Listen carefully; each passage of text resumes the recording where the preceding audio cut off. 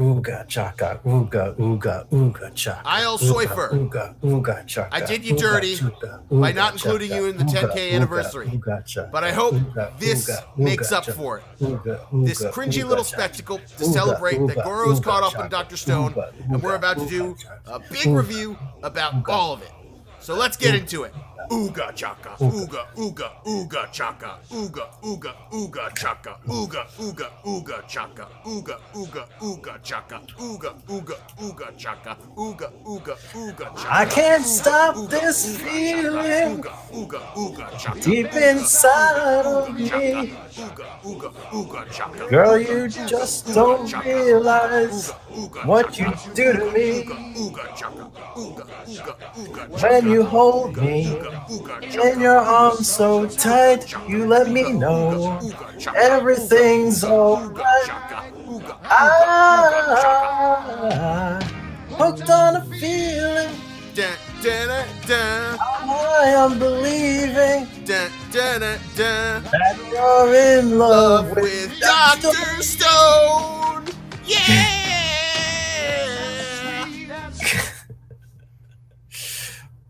You gotta love me, you gotta back it. Love just a time, you don't you grab it. All right, now that was 10 billion% cringeworthy. All Yes, it right, was. That was 10 billion% cringeworthy. yeah, So, Goro is distracted by his IRL GF Meerkat, Karen, the billion names we used to refer to her. yep, And he forsook the love that of his Dr. Stone, which is, as we know, the greatest manga running right now. So, yes. so Goro, how was it to binge on Dr. Stone? And it was funny because I told you, like, Senku makes a phone, and you were like, no, that sounds stupid. I don't like that.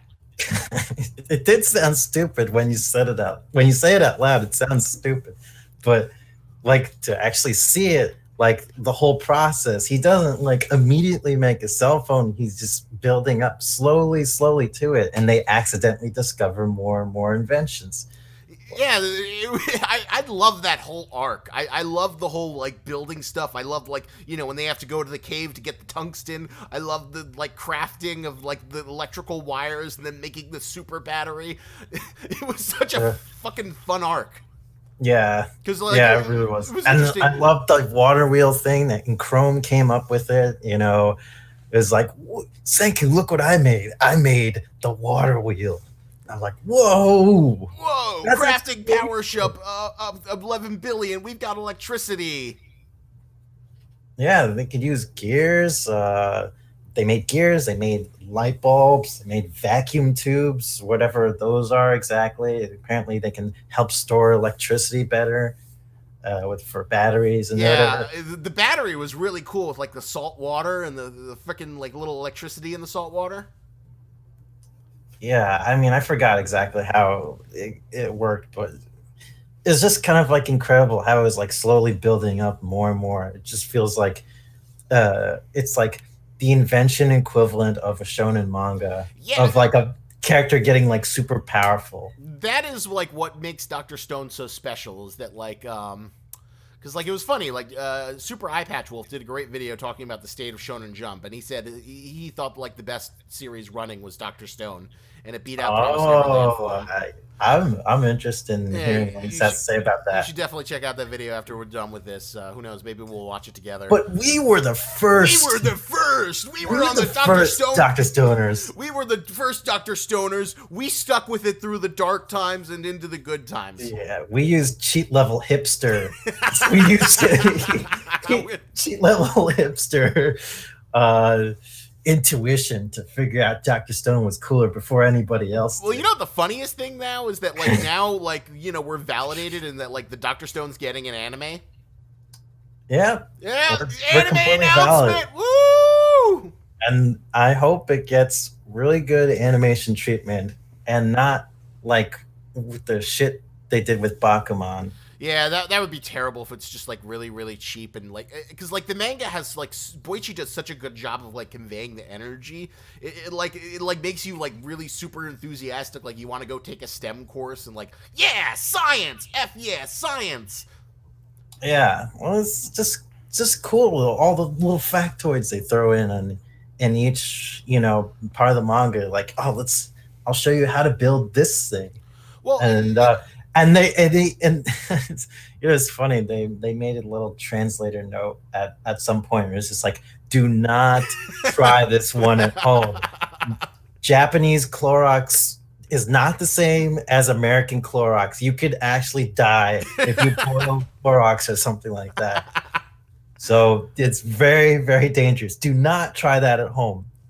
I do. You're right. I love the idea that the shonen power system is like translating to like finding all these inventions, and in a weird way, it's kind of like what I think Shogeki no Soma is. The Food Wars was at its peak in the terms of like, oh, I level up my cooking ability. I'm using this advanced thing. This is like something you can actually apply at home. And it's funny because like in the most recent arc in the manga, like the series has kind of been on a downward trajectory because like they introduced like this big super smexy villain who's like, I'm gonna make this university into my elite cooking academy where everything is up to my standards of cooking. But So it like, sounds like Gordon Ramsay, but he was like such a wasted potential. He's like a decent idea, but we never really understood like what his idea of high cuisine was. We didn't really get an idea of like what he thought was good cuisine and what he thought was bad cuisine. So he's ultimately a hollow villain. And then from there on, after that whole thing was over, what's really kind of pissed me off is like, the main guy, oh, he's got to do this super elite competition, Blue. And I'm like, okay, maybe this will be based on like some sort of real world competition in the real world. And then it's like, oh, Jesus Christ, this is like super anime bullshit. Where it's like, oh no, it gets better. There's like 3 gates, and you have to get to the Heaven's Gate, and you have to pass challengers of each gate, and each gate is a challenge. And they you have to like try to turn it into like a tournament, like a shonen tournament. It's like a really over the top, unbelievable shonen tournament, and then it gets worse. Like they're light and dark chefs. The noirs are the dark chefs from the underworld, and like as if that wasn't kind of stupid, it gets stupider in that like the chefs, all the noir chefs dress up like fucking anime villains. Okay, they look like the legion of anime villains. That just sounds like it just completely changing tone from what it originally was. Well, right? the problem is that like it was like a slightly heightened reality with like all the food porn shit, but it still like was supposed to be in the real world. It was supposed to be like somewhat beholden to reality, and the heightened aspects of it were sort of like what gave it its appeal, with the more grounded slice of life bullshit and cooking crap. And when you had the more explosive things like, oh my god, this sandwich is so good, it's like being serenaded in a valley by a prince or some shit. Right. That was the core appeal of it. But now it's just sort of like, oh wow, this feels like stupid anime bullshit versus like stupid anime bullshit coming, occasionally in this sort of realm that doesn't really exist on the corporeal real plane. Right. I think that's just kind of like your explanation of that is basically like they shifted the tone of the series way too hard. Yeah. Way too much. Way too much from what it originally was. If they started off with this crazy ass like, oh, these noir chefs and things like that, it would have been maybe like easier easier to follow. It would have been easier. It would have been easier to accept. It would have been totally consistent. Yes. But here it just looks really stupid and dumb. So I guess the reason I bring that is like Dr. Stone is like, it's a realistic world. Senku isn't, going. It's a realistic world with stylistic flourishes. Yeah, it's sort of like the way they set the world is based on fiction with all people turning to stone, but that's only what we talked about before. It was just kind of like a device in order to get into this post-apocalyptic world. Yeah, and once we're in the post-apocalyptic world, Senku's like bound to the like, oh, he can build this, Senku isn't building laser guns. He's bound to like what he can like craft. And there's been like, for pretty much the entire series, there's been a logical progression that I need this to make that. and that allows me to make this. He's not making like fucking lightning, light bulbs until he like masters glass blowing and he gets the craftsman to do glass. And there's like a logical progression. And even if we get things like Kohaku's like ninja skills or Tsukasa, those are things that are like heightened reality, but no one's shooting energy balls or whatnot. Right. It's mostly grounded in real world science, Yeah. and uh, that's one of the core things about the appeal for Doctor Stone is grounded in real world science, but has anime like eccentricness and like fun and uh, flourishes and combat. Yeah, exactly. And like the best example is like the sulfide, the sulfur lake. The Great Sulfur Lake scene. Did you like that one? Yeah, I mean that one was cool. That was a great scene in terms, and it was a great way of like sort of like anthropomorphizing this sort of natural terror in this sort of like hyper bleachy art style. Her name's Sophie. Sophie. Did you enjoy the Sulfie scene where they have to go get it and then they have to build the gas masks? Yeah, we talked about this. I forgot if that was before. Back. I thought that was before. I thought that was like during the cell phone arc. No, that was way before the cell phone arc. My bad. The cell phone arc was after Tsukasa burned the village, and then they were like preparing for a counterattack, and then Senku was like, "Okay, to prepare for the next attack, we have to go on the offensive. We have to make cell phones. The power of communication is the most deadly weapon in warfare." And so from there on, that's when the cell phone arc starts, and that's where I left off. Yeah. All right, there we go. I forgot that we'd gone through all that. In my memories, I saw like you were out for like most of the Stone Wars. Like I remember the Stone Wars beginning, and I guess that was the village burning down. Okay, that makes sense.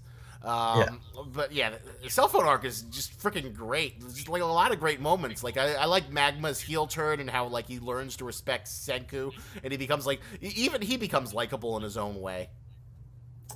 To some extent, the thing about Magma, it was kind of weird. He turned like he did like a little bit too much of a 180 in my opinion. He was like kind of like power hungry. And he even was like lusting over Kohaku's sister. I forget her name all the time. Waifuitis. Yeah, well, yeah, waifuitis girl. I think it's Riri for some reason, but right. I think you're Riri, but and then he does like a complete 180 sort of. He's just like he still is a little power hungry, but he's like become like completely asexual and just like obedient for the most part. It seems like I don't know. I'd have to reread those chapters to like articulate better why I liked his change, but I remember there was like something that I liked it where he sort of like sees the value of Senku. And like we see this all the time in shonen manga. It's like these guys hate each other, but now they become your friends. And then this other guy's stronger, and now he becomes your friend. Right. It's not exactly the most ingenious formula, but if you do it right, it works. It just seemed like Magma should have. It feels like he should have tried to sabotage Senku. Had a chance to sabotage Senku again, and then does, and then regrets it, and then saves him or something like that. I think that would have been a great way to redeem his bad character. Interesting. Well, doesn't he save him in the cave when they're in the cave looking for the tungsten? They do, but it seemed like it was. At first, it seemed like he was doing that. What I said. Like he was pushing Senku into the cliff and try and make him fall, but in reality, we later figure out he was actually trying to save Senku. It wasn't Magma sabotaging Senku and then it backfiring. But I think, yeah, I don't know. I think it should have been a little bit different. I think he should have tried to sabotage Senku and then regret it and then go back on That's interesting. trying to Like he redeem tried, he, himself. he tries to like sabotage Senku, but then somehow that gets like his little toady man, like hurt, and then like he's like, "Oh, Senku just wanted to help him or something."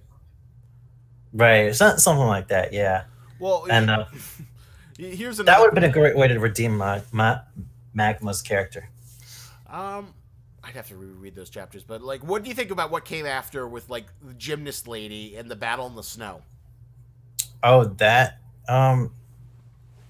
yeah, that was fun. It was like I was I've never really heard of that like blue rock thing, and that was kind of that was kind of crazy. Like how quick they made like a black light to be able to track her down through the snow after they tried to capture her. Senku cleverly put like the powdered blue uh, rock dust on her hands and feet and stuff I so they thought could that drag that her. was really clever. I mean, it was a little bit like implausible, but I still really loved it, and I loved the flashbang, and I loved the. I thought that was like a scene where it's like, oh man, I can't wait to see this animated. This is gonna be badass. Yeah, that was pretty cool. But I think what follows it was is actually really was really cool Which when part? they actually used the telephone to like do a pincer maneuver onto her to try and lure her into a trap. That was really cool. I thought when Gen was like, "Here, put the antenna of the telephone on top of that tree to Chrome," Mm. and then uh, and then gymnastics lady was like, I gotta stop this. I gotta destroy this phone. I gotta destroy this antenna." And she climbs up to the top of the tree, and then by the time she's at the top of the tree, Magma and is it Jinro? I always get them confused. Jinro chop down the tree, and she comes crashing down, and they capture her. Yeah, it was a cool scene, and oh god, I almost forgot. What do you think of like the Ashigari again, like Senku Lillian Voss strategy? That was ridiculous. That was really fun. I like that a lot. 'Cause, That was a lot of oh fun. Oh, such a fucked up thing. America's fine. We're gonna come save you. That's how we'll get our bloodless value. We'll defy and God. the first time they try that is with a Lillian Voss like super fan too. It's just like, oh my god! I was just like, oh shit, this is just gonna go horribly wrong. It This was a whole great like it was a great scene, and then they have like the Nikki girl, and she like remembers the what you call it. I remember being a teenage girl listening to Lillian Voss on the on the freaking record recorder, and then that was a really good chapter. I love the battle back and forth of like is this impression spot on? Is this accurate to like the sort yeah. of then they sort of like have this great moment. Senku does like mental calculations of how many CDs or records she sold, like over her career. It was a great scene. It was a fucking great scene, and I love the end where it's like she realizes it's a fault, but she sees the greater aim that like if you can ensure that Lillian Voss's memory lives on, that her song lives on, then I'm gonna help you. Yeah, that was really cool. Even though she saw past their lie, she still wanted to help them Yeah, to that improve on the Lillian Voss impression. that chapter was just I remember when I read it, that was like, man, that was just like a really great self-contained chapter. It had a Oh, great setup, it had like an interesting back and forth between the characters, it had like a semi-predictable resolution, but it felt like emotionally resonant because it like had this higher value. yeah, That's like it's everything you fucking come for this shit. It was surprising, it was engaging, and it was emotionally fulfilling. yeah, yeah. That was definitely one of the better chapters of Doctor Stone. You know, it's Better fun. moments of Doctor Stone. It's funny though. Like, this whole arc, the Stone, like on one hand, like I thought it was a great arc. It did what Doctor Stone needs to do best. But I think Tsukasa and his empire was like kind of terrible and were awful villains. Maybe the rest of his empire, but Tsukasa's okay, but I don't know. Tsukasa and his right hand man, spear guy. I did not like Spear Guy, and I did not like Super Archery Man. Well, all right, but you got to admit they were pretty adept with their skills. They were formidable. Like the archery guy had really good hearing. But he was purposely missing when he was like shooting Chrome and stuff. So he definitely had the skill, the potential to be a huge threat. But they realized really soon, early on, that he was trying to signal to them that he wants to be an ally. I wanted like one or two good like subordinates or antagonists. So and I also really wanted like some burly Senkin Rock strongmen that are like super badass. Like when we got that, like how are they gonna deal with the tank? Come on, tell me that. Like the tank part, that's when Senku should have like the one up on fucking super Sunken Rock. Okay, well, maybe the Sunken Rock Burly Man's like, I'm the strongest. I'm gonna throw this rock. Ha ha ha. I use CrossFit. You stupid caveman can't deal with the fact that I have modern CrossFit science. I don't care how CrossFit you are. You know, if you're a caveman and you encounter someone with the tank, like out of the blue, out of nowhere, you're gonna shit your pants for the first 20 seconds. That tank was freaking cool. I love the evolution of it. The steam gorilla. You know, we gotta carry all this shit. We can build this steam gorilla. Fuck it. Let's make a tank. Yeah, exactly. Oh, yeah. I also liked. We didn't talk about how Chrome escaped that prison. Oh yeah, the Chrome prison escape. What did you think about the Chrome capture and prison escape? It was a good character piece on Chrome, I think. It was like, my science is collecting materials, and, he shows that he's able to make up stuff out of the blue in order to dissolve the ropes. And yeah, that was really cool how he had to like capture enough thing, and then he used the battery to like, dissolve the ropes, and that's how he got out. Yeah, and that was pretty cool to me. That little side battle, like, haha, caveman can't eat. Caveman's trying to make fire, make the ropes burn. You call that science? We watch Bill Nye the Science Guy. This stupid caveman. And yeah, it was a good scene for Chrome. I forget. Did you get to see the Dr. Stone popularity poll? That like. I did. Yeah. Poor Chrome got slaughtered. He got like 5th or something, right? I thought he was like lower. I thought he was in the bottom 10. No, I don't think he was that low. I think people still like Chrome, but Senku was first, obviously. I think Kohaku was second. No, I thought Asagari again. I thought Asagari again was second, and then maybe Kohaku was like 3rd or 4th. Oh man, no! I think people just love Kohaku. Just like, well, she's got the ninja skills. She's got the body. She's got the gorilla strength. Yeah, no, it doesn't. I wouldn't be surprised if she becomes like a breakthrough character that like people cosplay the shit out of, and she gets a shit ton of fan art. She's designed to be that. But I was surprised that she wasn't as high. I remember when I saw that she wasn't as high as I thought she was, and I was really surprised that Asagari Gen beat out like Chrome. Yeah, I think people were really starting to appreciate Asagari Gen's character. I mean, like the mentalist who could just like. Ooh, I'm gonna use my mental powers to manipulate you psychologically. On one hand, I totally agree. I'm like amazed. I hated him at first, but then I was quickly swayed by him. But he doesn't beat poor Chrome. Chrome's like the good-hearted guy who's like appreciative of science and always working hard. And yeah, but he's always gonna be second in command to Senku. Of course. That's how Chrome is basically what Taiju should have been. Yeah, exactly. And you Taiju is like on the bottom of the list. That's another question. What do you think of the return of Taiju and Arts and Crafts Girl? Uh, it's I'm glad they didn't overdo it. It was nice. It was like it was a nice little moment between Taiju and Senku. He's like, Senku, Senku, when he's yelling over the phone. He's like, Senku. And he's not. And at the same time, he's not blowing his cover completely. Yeah.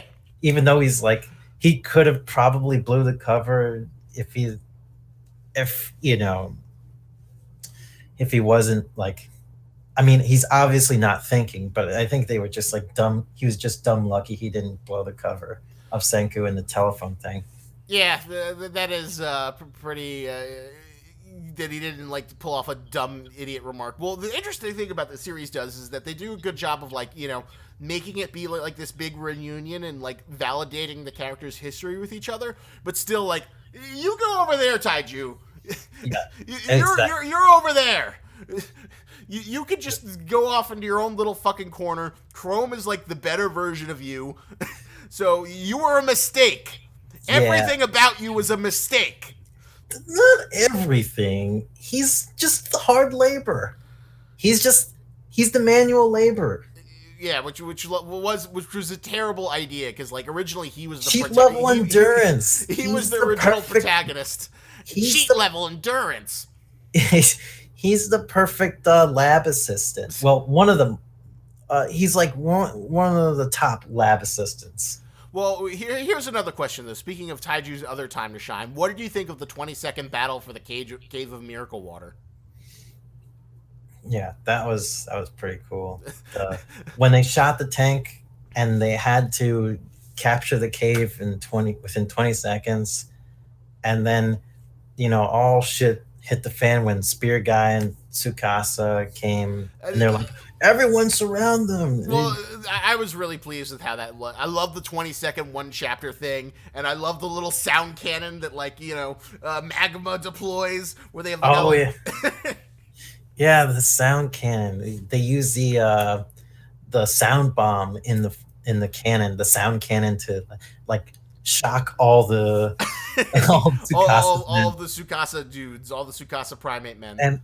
And Taiju even had a moment where he like shouted so hard into it. That was a really cool moment. I did enjoy that. I did like enjoy seeing that. He just takes on the blast because he's endurance guy when all hope seems lost. So he's because he shouts so loud, he's endurance guy, he can withstand his own shouts and knock back all the other guys too. It's funny because, well, I think Promised Neverland, you know, our other favorite baby, but you know, compared to something like Goblin Slayer, and we'll get to you, Goblin Slayer. We're gonna have a big group discussion about Goblin Slayer. You know, Promised Neverland seems like so much richer. And I feel like we're overly hard on it, but I think it's because like Promised Neverland had the opportunity to be like the golden child, but like you know, there's like a lot of like missed opportunities. And it's funny because Promised Neverland is from like an artist-writer duo, but it feels like both of them kind of you know, the art could be, you know, it's beautiful at times, but then it can also be inconsistent and sloppy at others. The writing, you know, can be nice, but there are like a lot of lazy shortcuts taken. Like, you know, how many times did the man who should not be named, Yugo? How many montages did we get of Yugo? Once we get to Promised Neverland, I have so many thoughts about fucking the man who no one can say his name until he says it. It's like so stupid. Even his friend, even Hugo's friend, won't even say his name. He just says that man. What the fuck? Why? This doesn't feel good at all. That feels so bad. That was pretty stupid. And it wasn't even like a big reveal like, what's Krista's name? It's Historia. Which was also kind of dumb. There's like no meaning behind it. It's like, my name's Yugo. Why couldn't the other guy just say what his name was? Yeah. Then that must mean you've met Yugo. And they'll be like, who's Yugo? Oh, that's that man. Yeah. That would have been like the sensible way to handle it, because yeah, there's like a lot of little. So you know how there's like 5 different montages of like Yugo with like his generation from Grand Valley, and then they like all get killed off, and he's like, ah, no, I can't take it. But you never really get a firm backstory for it in terms of like, did he get to the shelter with them? Or, how did the poachers find them? How did they pick them off one by one? You just get this, like, really generic montage of images that don't really tell you a concrete backstory. Yeah. So that is lazy writing to, like, rely on montage but not, like, come up with a decent chronology when there's obviously, a good story you could tell there. Just to the point to like show, oh, this is what happens when your decisions go wrong. You become a sad pants. Learn from him, Emma, and use your shonen power of friendship to learn him the bad way. Versus, so you're basically saying that he came up with it later as he was writing it, right? Yeah, and it also feels like he didn't really come up with like anything good. I mean, you see that happen a lot in shonen manga. Like, they don't have everything planned as much as we like to think we are. And shonen manga also uses a lot of retconning. Like, have you ever heard of the term retroactive continuity? Yeah, where they try and recorrect past continuity mistakes. The reason why, not only that, but like, this is the, like take Venom, the symbiote. Venom, the black suit was like a thing, but it's actually an alien parasite. But there's actually this planet filled with like venom gods, and that's the origin of the Venom symbiote. That's like a retcon that they did recently. Okay, yeah, I see. They're just trying to. This is why it really happened. Recorrect. Yeah, the continuity, retroactive continuity, and it's fine if you leave things vague, but like.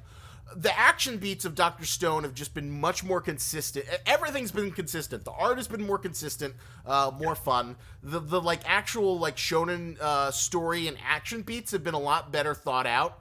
Yes. This is a really good comparison. Like, what do you think of the Goldie Pond fight versus like the Stone Wars?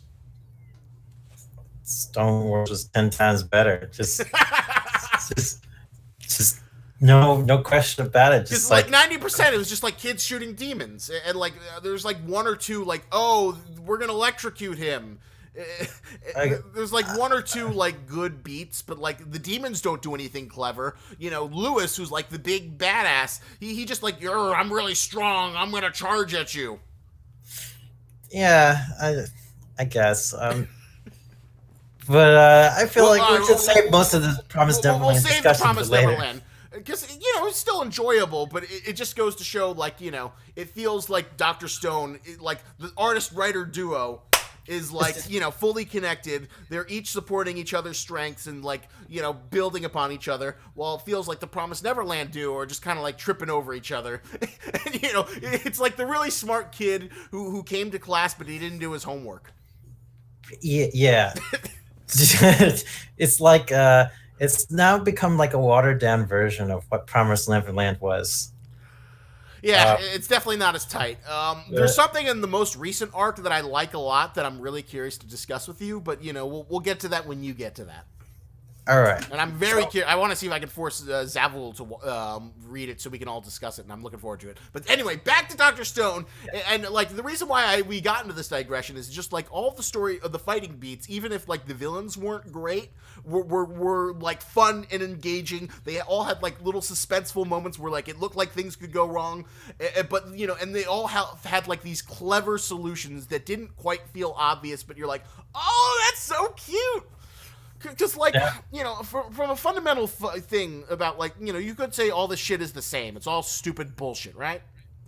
But, like, what differentiates, like, a great shonen fight from, like, just, like, shooting magical bullshit at each other are like, the action story beats, in terms of, like, oh, I do this, but then you do this, but then I do this. And it's, like, a certain mix of feeling, like, obvious, but also like unpredictable, and then when the final conclusion comes, it feels like this inevitability that there was never anything that could have happened that wasn't this.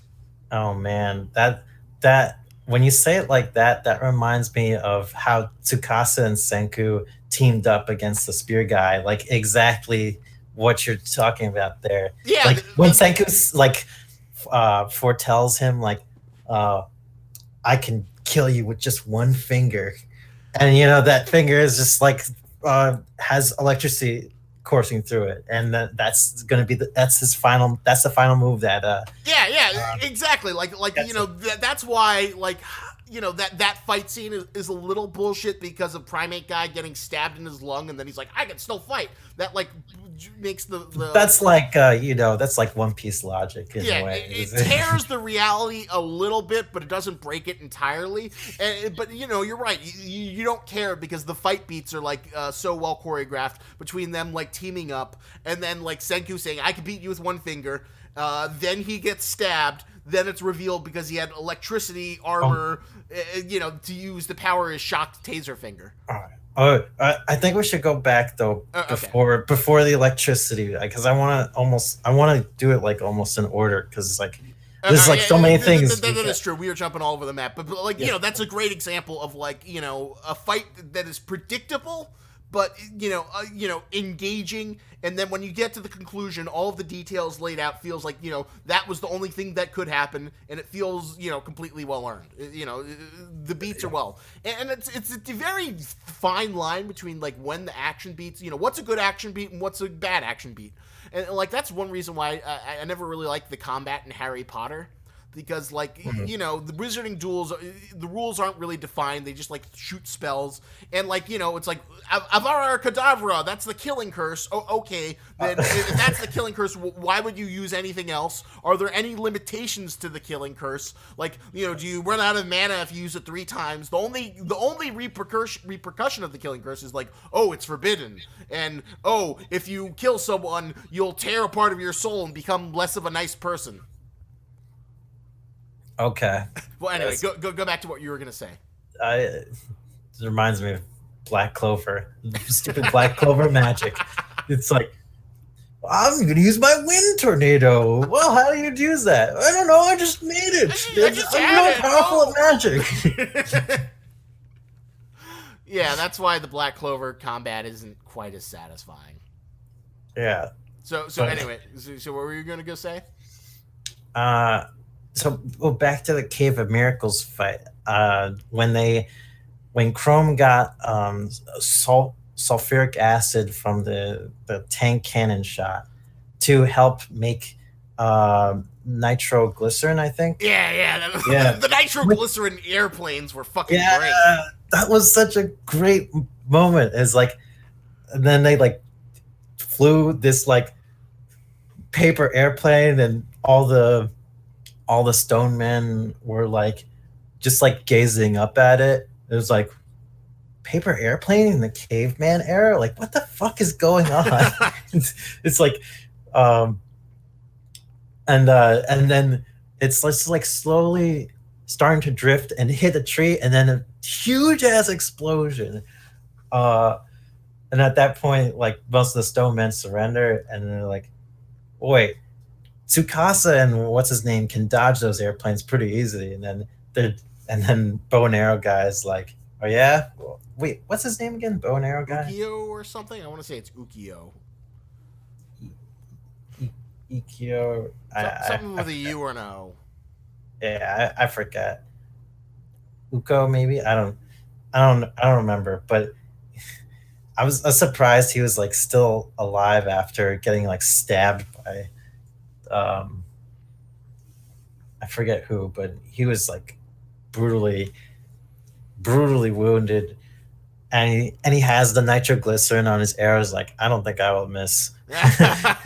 Well, and that, so go on. And at that point, after that standstill, then this is the part I'd give the most criticism. And you know which part I'm talking about. Oh yeah. We'll get to that. That's like probably the only like my major problem with the stone. Like, yeah, there are 2 things that I call bullshit. That like, well, do you want to bring it up first, or do you? And then I'll rip into it.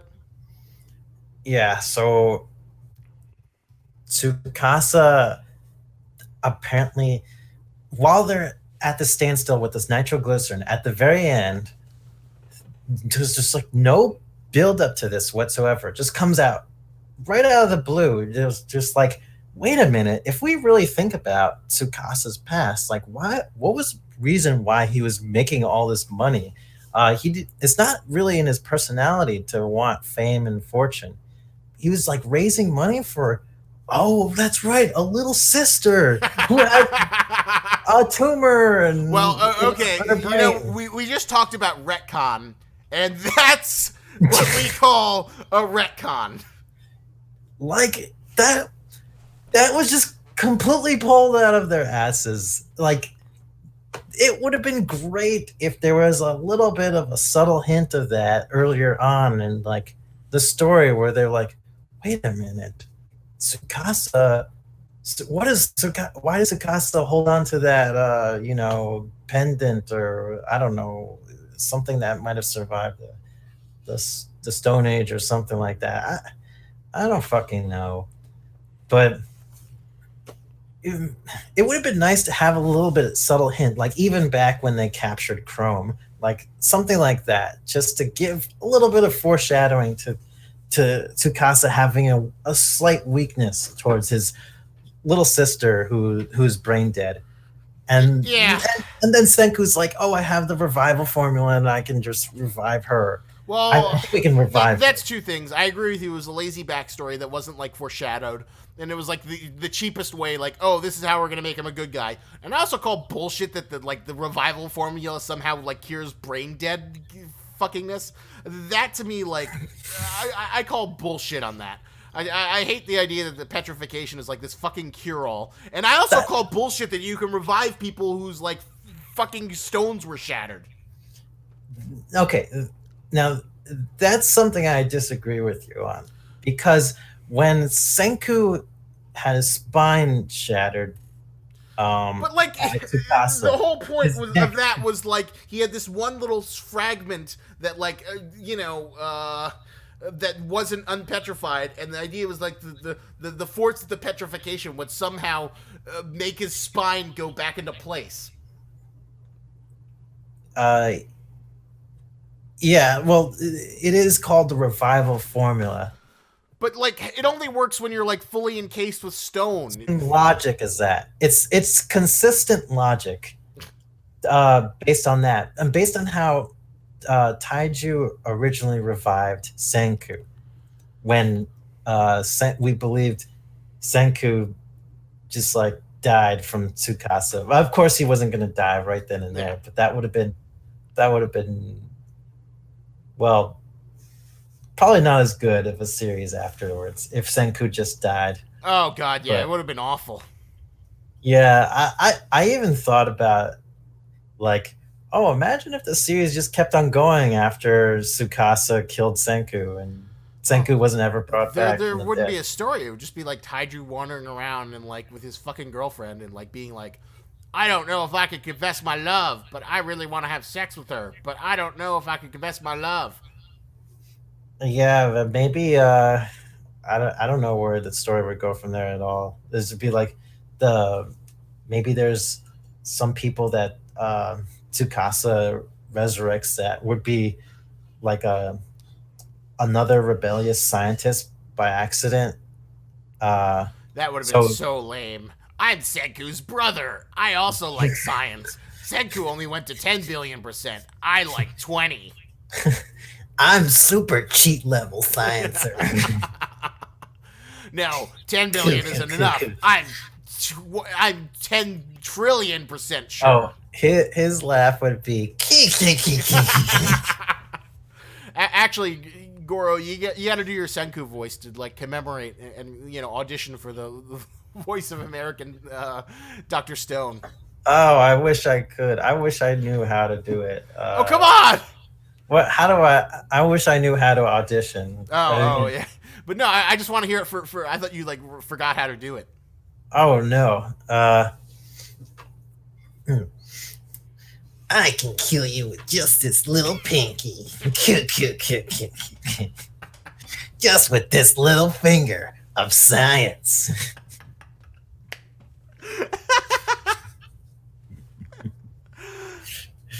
But where were we talking about? Oh yeah, Tsukasa's little sister, and so they revive her, and then Spear Guy is like, wait a minute, this is my opportunity. We always sort of thought that there was something off about Spear Guy, so I wasn't too harsh on his whole betrayal thing of Tsukasa, because he wasn't. There was a little bit of foreshadowing to his ruthlessness. Well, yeah, we saw that he like let his guys die to the sulfuride, and he didn't seem to care, and that was the sort of sign that he's like a worse guy than Tsukasa, who's like he's the honorable bad guy. And he's at least commemorating the deaths of the guys that died to sulfy. Right? Well, yeah, he yeah. knew the names of them, and the Spear Guy was just like, "What? Who are those guys? Oh yeah, they died." Right? Yeah. Spear guy, and he did have a cool design when he pulled off his mask and he had those like lines etched around his face. I still overall don't like Spear Guy. I thought he was like not a great villain and not a great lieutenant. But I think the strengths of the series outweigh like having just an okayish villain.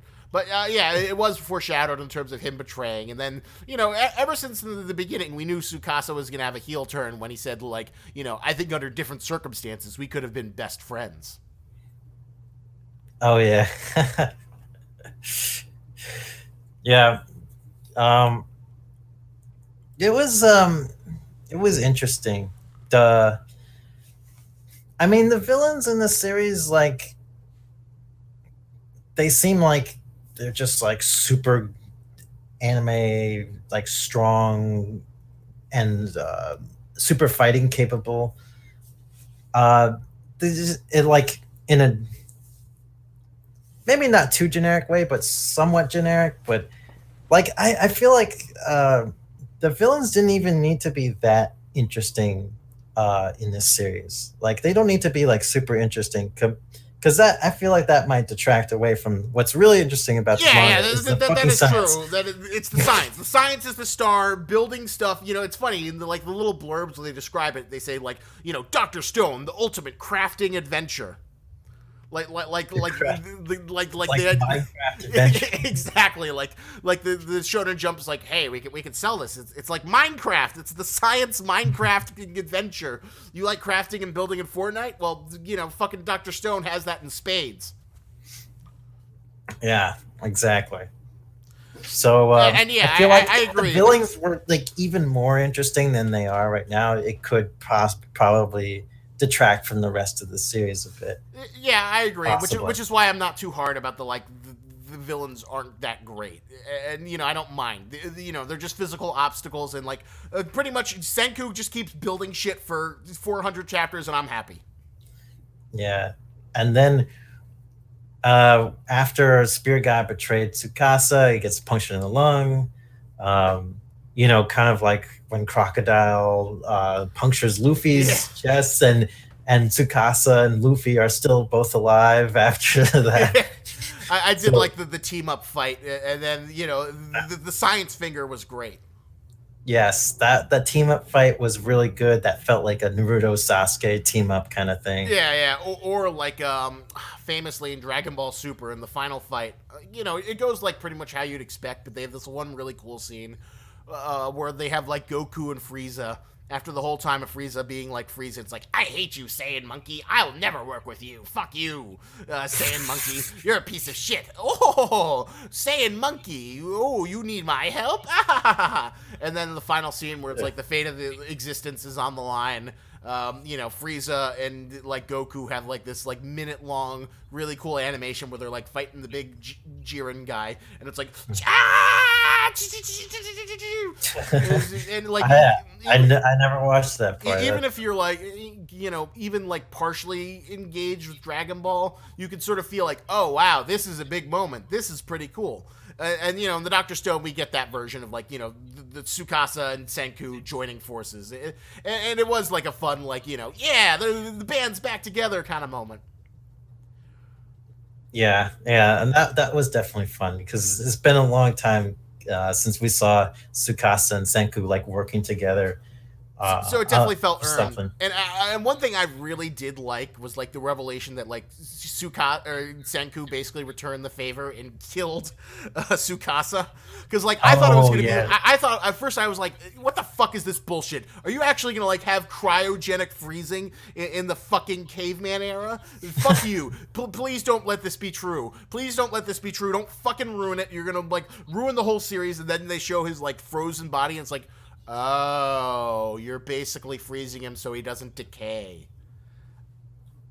yeah. Well, he's in a frozen death like state. I don't think he's completely dead yet, but I think you stick someone in a freezer, they're gonna fucking die. Like I don't think you can wake him up. I think that image was like pretty definitive that he's dead for all intensive purposes, but because of the bullshit medical stone formula, they're just preserving his body. So everything's soft by the time they figure out how to like petrify him and depetrify him.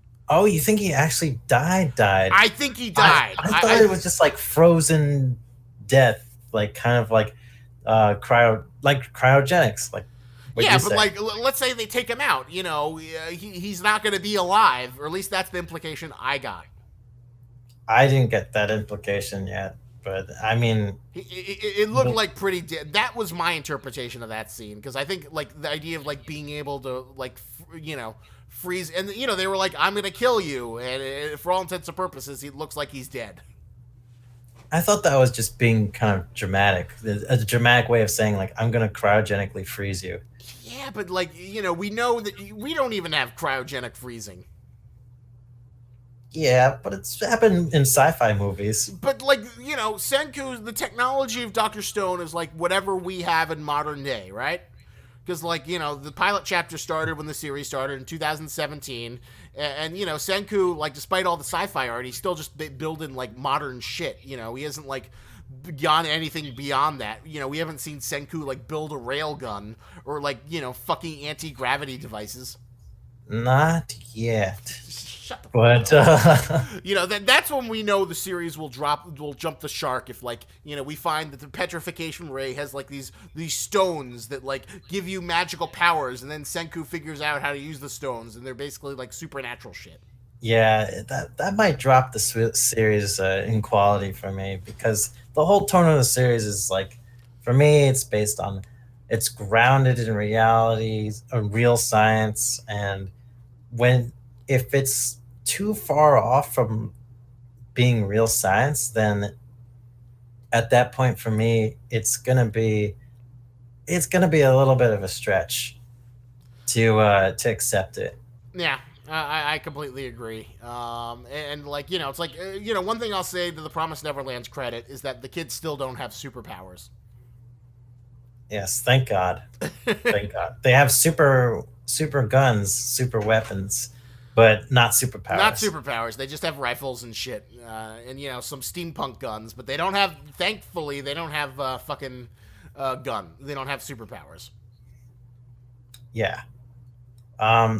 So now they gotta sail to the other side of the world to figure out how to revive Tsukasa. Well, I don't know how the fuck there's the entire world. How do they get? Where did they think that the point started from? Did they think it was in America or? I don't know. They didn't specify. It just said on the other side of the world. That's where we'll find it. Yeah, let's go search all of Russia and India and America. We'll get there. I'm sure that we'll get some explanation in terms of like how Sengu could figure it out, or maybe like his father will have like led something in a record that he figures out or whatever. Maybe there'll be something like that, but we'll just have to wait and see. Yeah. Yeah, I don't know. I don't know how he got that. But I mean, it makes sense that he wants to explore more of the world to see if there are any other clues about, Well, he might find more communities, like maybe more people got revived. Yeah, maybe you'll find some Stone Men pirates, or maybe like China's still kicking around. I am excited to see more of the world because like you could do a lot of interesting things, and what saved the series was introducing the Ishigami village. Yeah, absolutely. even with that that really weird like introduction to the village where they showed a picture of every character and their name, Yeah, you yeah. know, The 4 pages of like the 40 different characters of all the fucking village.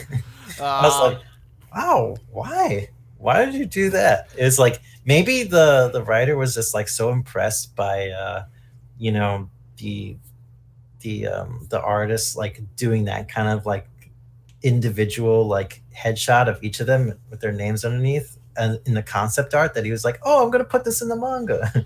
Maybe, but it was funny though. Like, I think one of the things that's been so fun about Doctor Stone is I can't think of anything that's like dovetailed and then risen back, from like a phoenix from the ashes, stronger than ever before. Yeah, and that was really really cool about Dr. Stone. It was like we saw it was like, oh man, this series is plummeting hard. This car is gonna crash and burn, and then we're just like, holy shit! By the time Senku was making fucking ramen for Oh, the the ramen village, arc! I fucking love the ramen arc.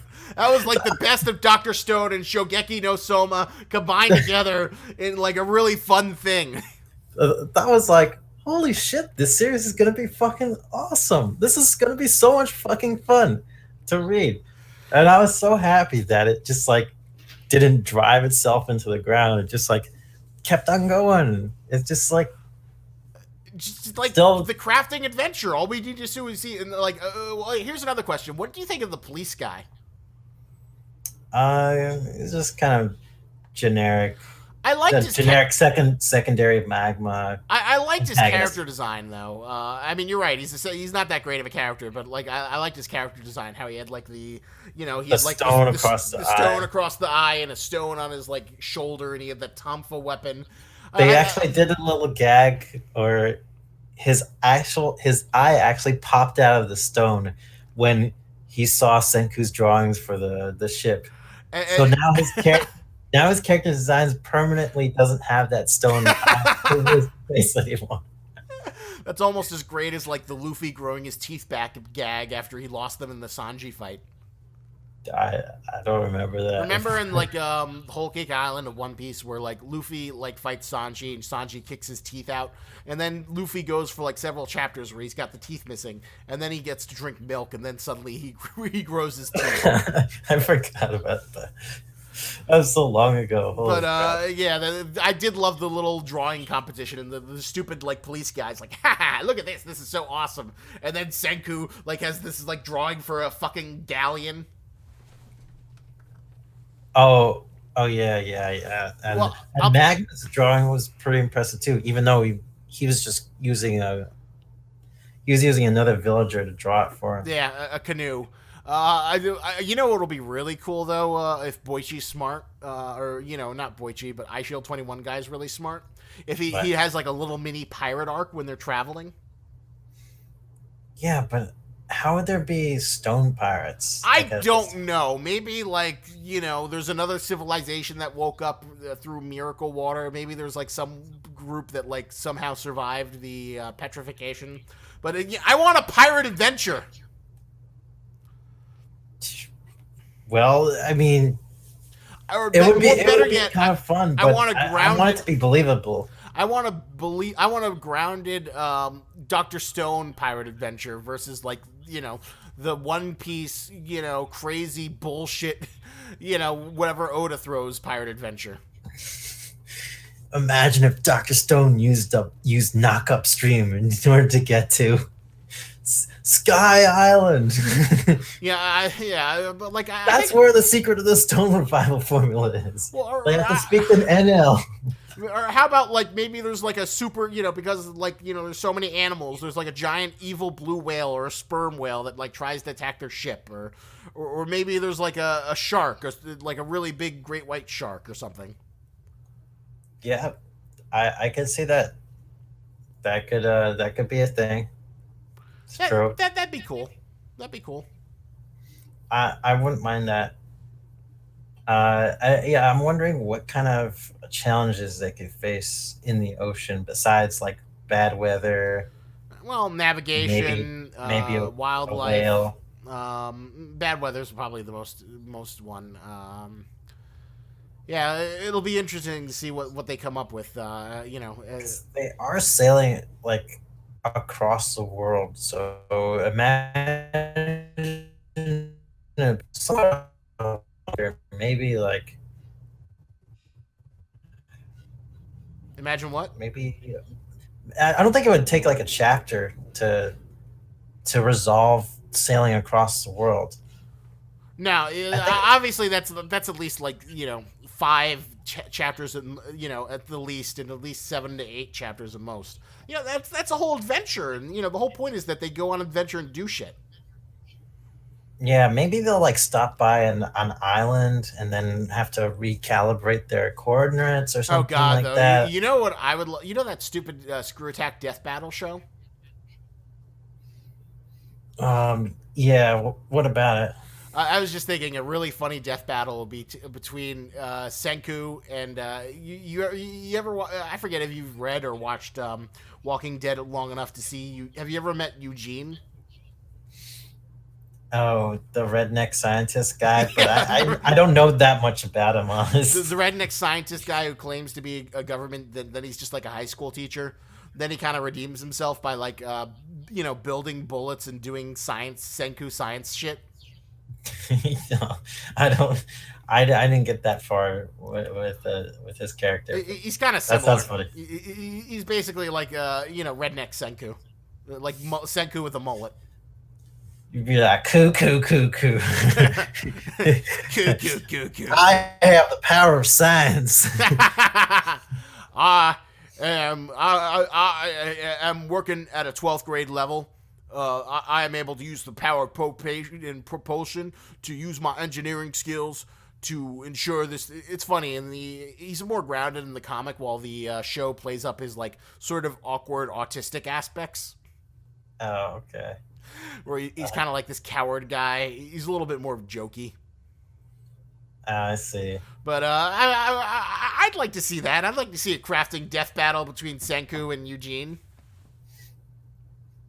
Yeah, I need to finish reading up on Walking Dead, the Walking Dead comic. I want to read the comic before the show, before I do the show. Well, the show's Honestly, done all kinds of crazy shit. Have you heard all the characters they've killed off and gotten rid of?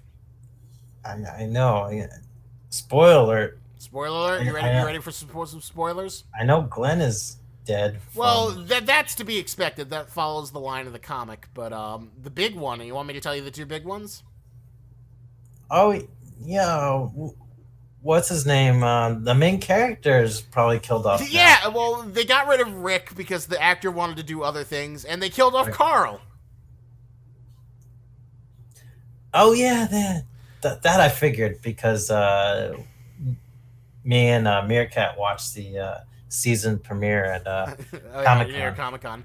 Well, that was like super fucked up because the whole point of the fucking comic is like, oh, this is Rick, struggling to survive to keep his kid alive and whatnot. And he's doing it all for Carl, and the Carl's the only thing that like keeps him from becoming a PTSD. Carl is the only thing that keeps him from becoming a PTSD riddled mess. But I guess I don't know. Like you could argue that like Rick isn't the greatest character and whatever, but like because he's such the central focus. Anyway, we got a little sidetracked. Back to Doctor Stone, but I mean Doctor Stone has some like because like there is some crossover here because like I feel the core appeal of Walking Dead is like not so much like how do you survive the zombie apocalypse. It's like people will inevitably survive. The question is, how do you rebuild and reclaim your technological heritage? Right.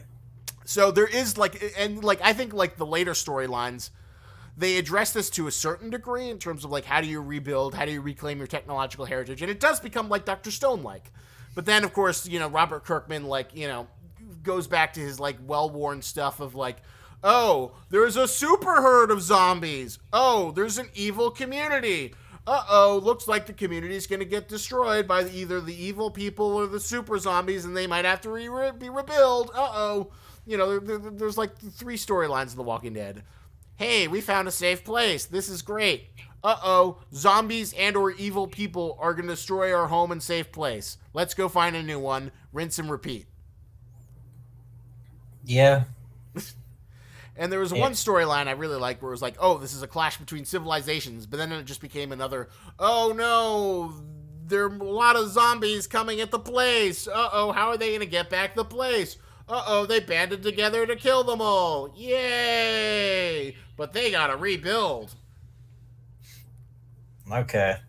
Well, that sounds like there's a perfect opportunity to throw in sort of like a Dr. Stone storyline of like, okay, how do we rebuild civilization from scratch? Maybe instead of making it about like, oh, surviving the zombie apocalypse, it should be just like, all right, now how do we rebuild civilization Yeah, too? yeah, exactly. You do get Dr. Stone moments. If you ever catch up on the comic, you'll see that like there's a few moments where you get that, and I think those are the most interesting to me. And I think that's what gives it its staying power is like how do you rebuild?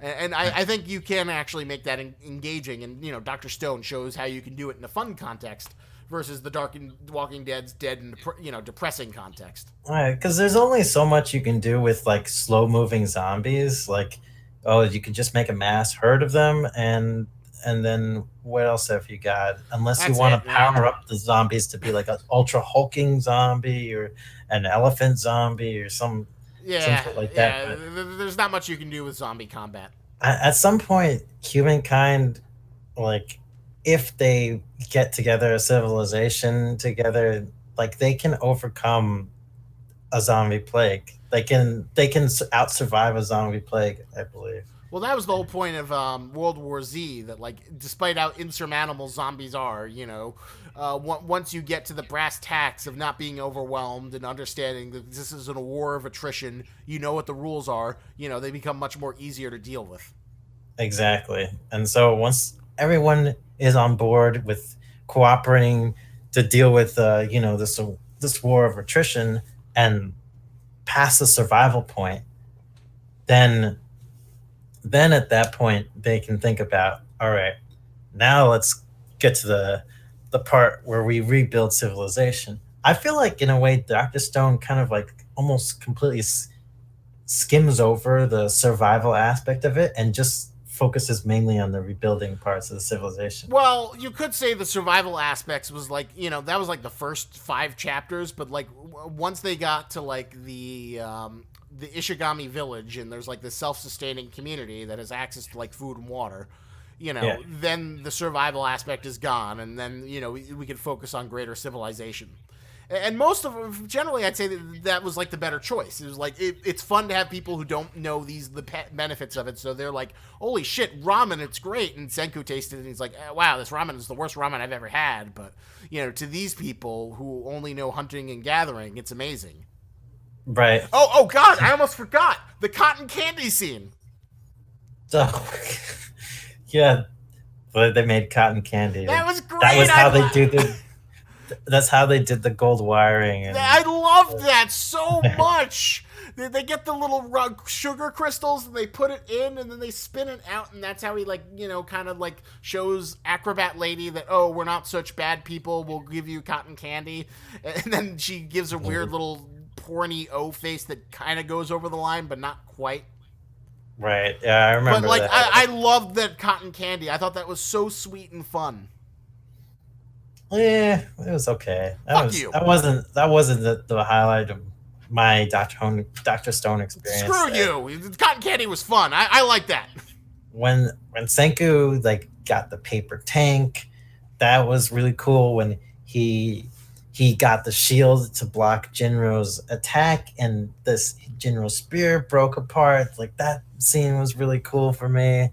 It's like when they were, first making it the automobile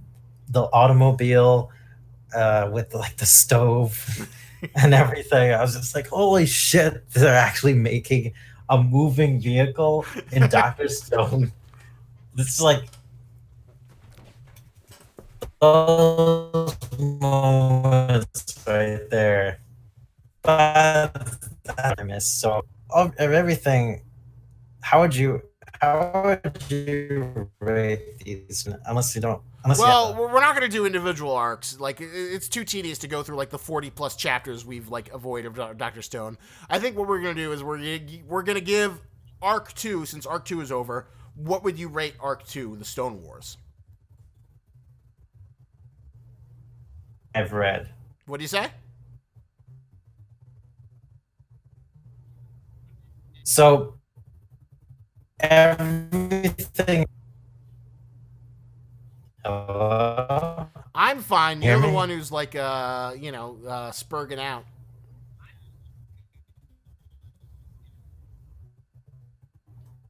Oh, your connections, I think. My connection's fine. Your connection is the one that seems weak. I all right. Well, anyway, Well, okay, I can hear what? you now. So just you're basically just talking about the whole cell phone arc and wars, right? Yeah, the cell phone arc, How the how is tank arc, the entire like Stone Wars. uh this is a nine. This is a nine. This is a nine series right now. It's very strong. I completely agree with you. I'm gonna go with that. I was tempted to go to 9.5. Then you reminded me how much I hated the whole little sister thing, which I thought was stupid. And I still think that the like gluing people back together and reviving them is stupid. But overall, though, I think Doctor Stone is going really well. The whole gluing them back together and reviving them, it makes sense within the logic that it is a revival formula and it revives Senku. I guess I'll accept that, but you're really I was even thinking about 9.5 too, honestly, but I don't know. For some reason, I don't want to jump the gun. It's just so many chapters that we experienced.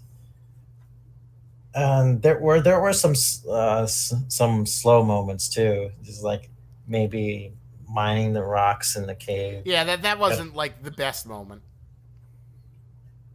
Uh, yeah, but anyway, I was just kind of like this all around very solid stuff. Yeah, So overall, it was really good. Dr. Stone was firing on all cylinders. It was going strongly. It's funny. It's definitely much better than, like, the chapter 60 to 80, arc of Promised Neverland, which we savaged horribly. yeah, yeah, Promised Neverland not going too good right now. Not going too good. I thought you were. I thought you were liking the Goldie Pond. Uh, up to a certain point, like I think it was around when they started to fight Lewis, and Lewis was like showing them. I think it was around the time when they electrocuted Lewis, and I was like, yeah, okay, this could be kind of fun. But then there was no real casualties, and Lewis just kind of like ended up looking like a buffoon. And there wasn't even any really great strategy. It's just like, okay, we got to figure out a way so we can shoot him again. Yeah. I don't know. And Hugo and Ray ended up like coming in there too, just in the nick of time to save Emma as well. Like that seemed a little bit far fetched. Like I thought it should have been just like mostly Emma and the rest of those new kids, and then Hugo and Ray could like follow up a little bit later, like a day later or something like that. I don't know. Yeah, but yeah, definitely this stretch of chapters was much better than the Promised Neverland's stretch of chapters. Just much more consistent, better story beats, more fun.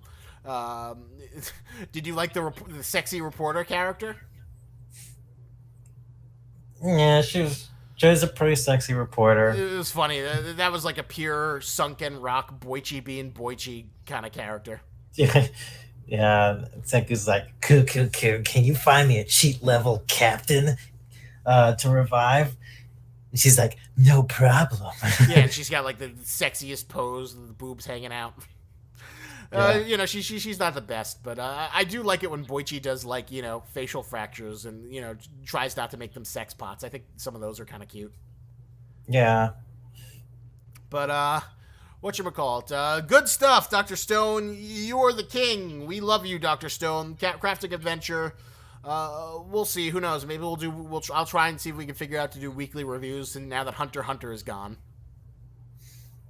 Yeah, that'll probably be the new manga. We'll see. I have many plans. Now that I have my weekends back, we'll see what we can pull off. Yeah. But I think that covers everything. That was a very thorough, very fun, very engaging hour and 20 minute discussion of Dr. Stone. And with a lot of Ooga Chakas too. Ooga Chaka. Come The on. very beginning. Before we end, you and me got to both do the Ooga Chaka dance. Ready? Okay. 3, 2, 1. Ooga Ooga Chaka. Ooga Chaka. Ooga Chaka. Ooga Chaka. Ooga Chaka. Ooga Chaka. Ooga Chaka. Ooga Chaka. Ooga Chaka. That wasn't really well in sync, but I hope you enjoyed it. Well, it's weird because, like, in your memory, you're just like Ooga Chaka, but it's actually 3 Oogas and a Chaka. Yeah. Ooga Chaka. Ooga Chaka. Ooga Chaka. One last time. Ooga Chaka. Ooga Chaka. Ooga Chaka. Ooga Chaka. Ooga Chaka. All right. Thanks for hanging out with us. Remember, cringe level 10 billion% cringe level. Cheat level cringe. All right, thanks for hanging out with us. Remember, lobsters and tennis, but don't you grab it. And we'll see you around. All right.